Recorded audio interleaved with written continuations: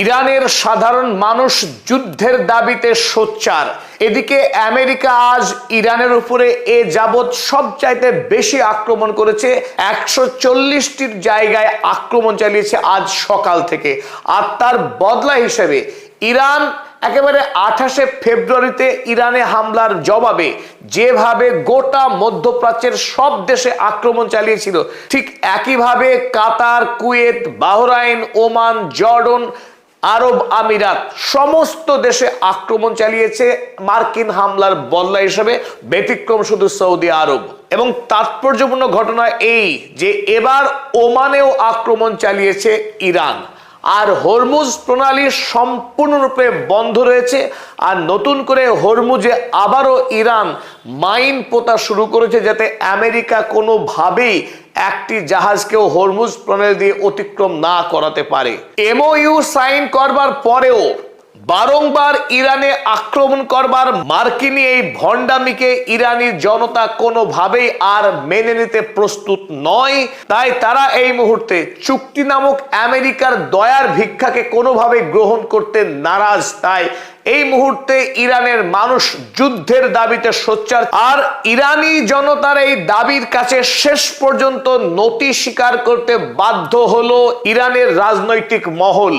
একদিকে রুহুল্লাহ খোমেনির নাতি হাসান খোমেনি গতকাল সরাসরি ইরানের যে নেতা আমেরিকার সঙ্গে চুক্তি করতে যাবে সে হবে দেশদ্রোহী এই বলে শক্তিশালী বার্তা দিয়েছেন। এবং তার পরে পরে আমরা দেখলাম ইরানের সর্বোচ্চ ধর্মীয় নেতা মুজতবা খোমেনি তিনি স্পষ্ট বার্তায় জানিয়েছেন যে শহীদ ইমাম আয়াতুল্লাহ আলী খামেনেইর রক্তের বদলা নেবে ইরান। এটা ইরানের জাতীয় দাবি। চলুন আজকের এই নিবেদনে সাম্প্রতিক 2 দিনে ইরানে যে গুরুত্বপূর্ণ ঘটনাগুলো ঘটেছে তার একটি বিস্তারিত আলোচনা করি। শুরুতেই আমি আপনাদের স্বাগত জানাচ্ছি অধ্যাপক আব্দুল হালিম। চলুন শুরু করি। 17ই জুন আমেরিকা ইরানের সঙ্গে মৌ স্বাক্ষর করার পরও বারংবার, এমনকি আয়াতুল্লাহ আলী খামেনেইর যখন জানাজা চলছে রাষ্ট্রীয় শ্রদ্ধার মধ্য দিয়ে, সেই সময় যখন ইরান হামলা করলো আমেরিকা যুক্তরাষ্ট্র, আর এরই সাথে ইরানি জনতার সমস্ত ধৈর্যের বাঁধ ভেঙে গেল। আমেরিকাকে ইরানের কোনো মানুষ বা নেতা কেউই বিশ্বাস করে না। প্রত্যেকেই মনে করে পৃথিবীর মধ্যে সবচাইতে বড় শয়তান, সব থেকে বড় ইভিল শক্তি হলো এই আমেরিকা যুক্তরাষ্ট্র এবং তার দোসর ইসরায়েল। এই ইসরায়েল এবং আমেরিকা এদেরকে না যায় পৃথক করা, আর এদেরকে কোনোভাবেই না যায় বিশ্বাস করা।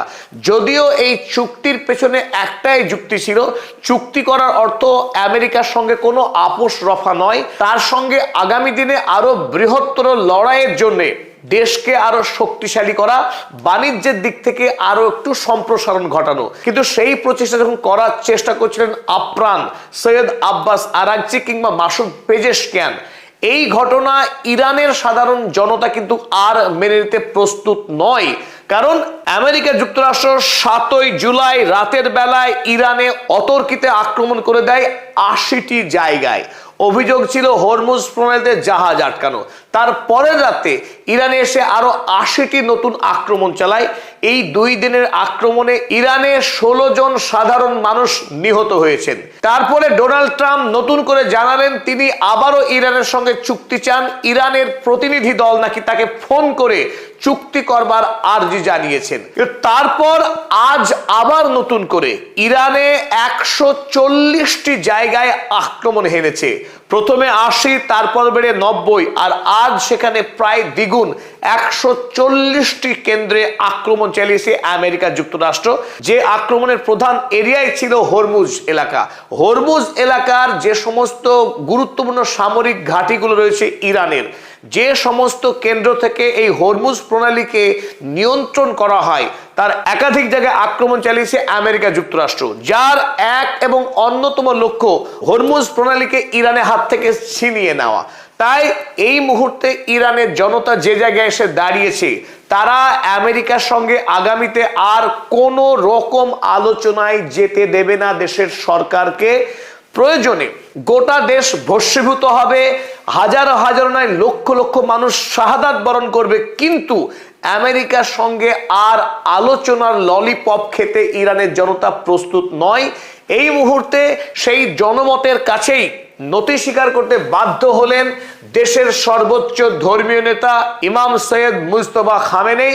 এবং আরো একটি গুরুত্বপূর্ণ খবর আমরা ইতিমধ্যে বলেছি, ইরানের ইসলামিক প্রজাতন্ত্র প্রতিষ্ঠার যে নায়ক রুহুল্লাহ খোমেনেই, এই রুহুল্লাহ খোমেনেই যিনি ইরানে ইসলামিক শাসনের ভিত্তি স্থাপন করেছিলেন, যাকে এখনো ইরানের মানুষ মনে করে ইসলামের শাসন ব্যবস্থা প্রতিষ্ঠার মূল নায়ক, সেই মানুষটির দৌহিত্র নাতি হাসান খোমেনি গতকাল একটি তাৎপর্যপূর্ণ বার্তা দেন, যে বার্তাতে তিনি ঘোষণা করেন, anyone attempting peace or compromise with America is a ট্রেইটার।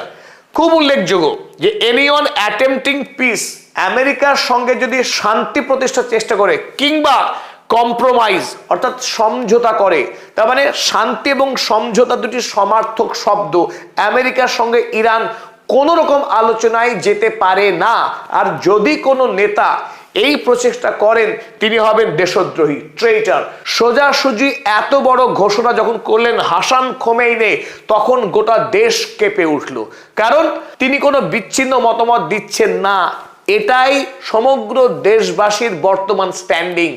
আমেরিকার বিরুদ্ধে লড়াই চাই, ডোনাল্ড ট্রাম্পের মৃত্যু চাই এবং আয়াতুল্লাহ আলী খামেনেইর মৃত্যুর বদলা, এটাই ইরানের মানুষের সবচাইতে বড় দাবি। এবং তার পরপরই আমরা দেখলাম ইরানের সর্বোচ্চ ধর্মীয় নেতা সৈয়দ মুজতবা খামেনেই তিনি লিখিত বার্তা পাঠালেন, লিখলেন, avenging Ali Khamenei is a demand of nation. Ali খামেনেইর মৃত্যুর বদলা নেওয়া ইরানের জাতীয় দাবি এবং সেই দাবি পূরণ করা হবে, must certainly be carried out.